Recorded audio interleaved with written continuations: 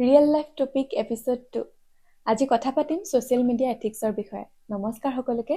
আজিৰ কথাখিনি অলপ গভীৰ আৰু অলপ প্ৰয়োজনীয় দেই, কাৰণ আমি সকলোৱে দিনটোত কমেও 2 ঘণ্টা 3 ঘণ্টা ফোন ব্যৱহাৰ কৰোঁ। 2 ঘণ্টা 3 ঘণ্টা কমেই কৈছোঁ চাগে, তাতকৈ বেছিয়ে ব্যৱহাৰ কৰোঁ না। ফেচবুক হওক, ইনষ্টাগ্ৰাম হওক, ইউটিউব হওক, সকলোতে পষ্ট কৰা, স্ক্ৰল কৰা আৰু কমেণ্ট কৰা, এই কামবোৰ আমাৰ দৈনন্দিন জীৱনৰ কাম নিচিনা হৈ পৰিছে ন। কিন্তু এটা কথা সঁচাকৈ আমি ভাবি চাওঁনে যে এখন সমাজত বাস কৰোঁতে আমি যিমানখিনি নীতি নিয়ম মানি চলোঁ, তাৰ অলপ হ'লেও নীতি নিয়ম আমি এই অনলাইন মাধ্যমত মানি চলোঁ? নিজকে সুধিবচোন প্ৰশ্নটো। অনলাইন মাধ্যমক যদি আমি সমাজ বুলি গণ্য কৰোঁ, তেন্তে এই সমাজত আমাৰ কি একো দায়িত্ব নাই নেকি? ছ'চিয়েল মিডিয়া এটা শক্তিশালী অস্ত্ৰ। ইয়াক যদি আমি ভাল ব্যৱহাৰ কৰোঁ ভাল, কিন্তু যদি আমি ভুল ব্যৱহাৰ কৰোঁ, ই হৈ পৰিব পাৰে আপোনাৰ বিষৰ নিচিনা, আঘাতৰ নিচিনা, হয়নে? সেইকাৰণে সদায় আপুনি কমেণ্ট কৰোঁতে নিজৰ কথাবোৰ মন কৰিবচোন।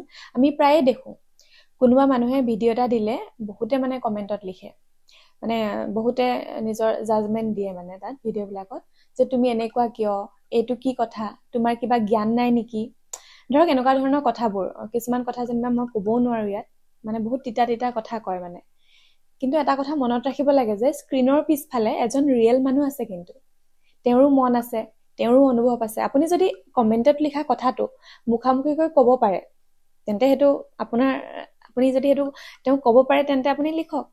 কিন্তু আপুনি যদি কমেণ্টত লিখা কথাটো আপুনি মুখামুখিকৈ ক'বলৈ আপোনাৰ সাহস নাই, তেতিয়াহ'লে আপুনি অনলাইনতো ক'ব নালাগে।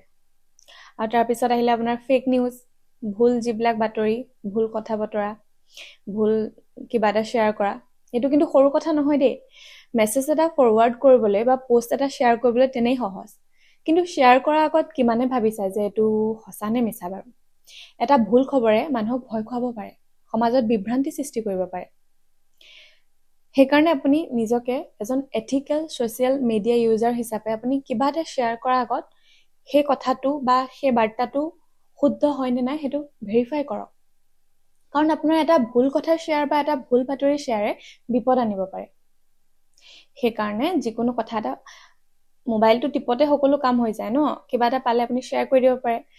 শ্বেয়াৰ কৰাৰ আগতে আপুনি চাব যে এই কথাটো সঁচা হয় নে নাই, কিবা ভুল কথা নেকি। আজিকালিতো ধৰিব নোৱাৰে, আজিকালি ডিপ ফেকৰ এই সময়ত চলি আছে ন। যিকোনো কথা, যিকোনো বাৰ্তা শ্বেয়াৰ কৰাৰ আগত বহুতবাৰ চাব যে ভাল চ'ৰ্চৰ পৰা চাব যে এইটো সঁচা নে মিছা। আৰু যদি সঁচা হয়, যদি আপোনাৰ শ্বেয়াৰ কৰিব মন গৈছে কৰক, কিন্তু আগত ভেৰিফাই কৰক। আৰু আপুনি কি জানেনে, কম্পেৰিজন যিটো কৰে যে মানুহৰ, সেই কালচাৰটো বন্ধ কৰক। কিয় জানে?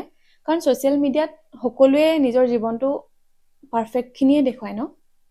কিন্তু সঁচা কথাটো হ'ল, মানুহে কেৱল নিজৰ ভাল লগা মুমেণ্টখিনি, নিজৰ হাইলাইটখিনিহে দেখুৱায়।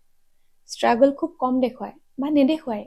সেইকাৰণে আনৰ জীৱনৰ লগত নিজৰ যেতিয়া জীৱনটো তুলনা কৰিব, আপুনি নিজকে কম বুলি ভাবিবলৈ ল'ব, আৰু তাৰপিছত আপুনি নিজকে হীনমান্যতাত ভুগিব। সেইটো নকৰিব। সেইটো আপুনি নিজৰ প্ৰতি কৰা এক প্ৰকাৰৰ অন্যায় হ'ব। ছ'চিয়েল মিডিয়া ব্যৱহাৰ কৰক, ছ'চিয়েল মিডিয়া বেয়া নহয়, কিন্তু আমাৰ ব্যৱহাৰেহে তাক ভাল নে বেয়া সেইটো নিৰ্ধাৰণ কৰে। সেইকাৰণে কওঁ, পোষ্ট কৰাৰ আগতে সদায় ভাবক, আৰু কমেণ্ট এটা লিখাৰ আগতে ভাবি চাওক যে কি লিখি আছে, আৰু শ্বেয়াৰ কৰাৰ আগতে ভেৰিফাই কৰক। আৰু এথিক্স মানি চলা আপুনি ৰেষ্ট্ৰিক্টেড হৈ যোৱা নহয়। ৰেষ্ট্ৰিকশ্যন মানি চলা নহয়। এথিক্স কি জানে? আপুনি সজাগ হৈছে, আপুনি এৱেৰ হৈছে। সেইকাৰণে মোৰ ফালৰ পৰা আজিৰ কাৰণে ইমানখিনিয়ে ক'লোঁ। নিজকে সন্মান কৰক, লগতে আনকো সন্মান কৰক। ধন্যবাদ।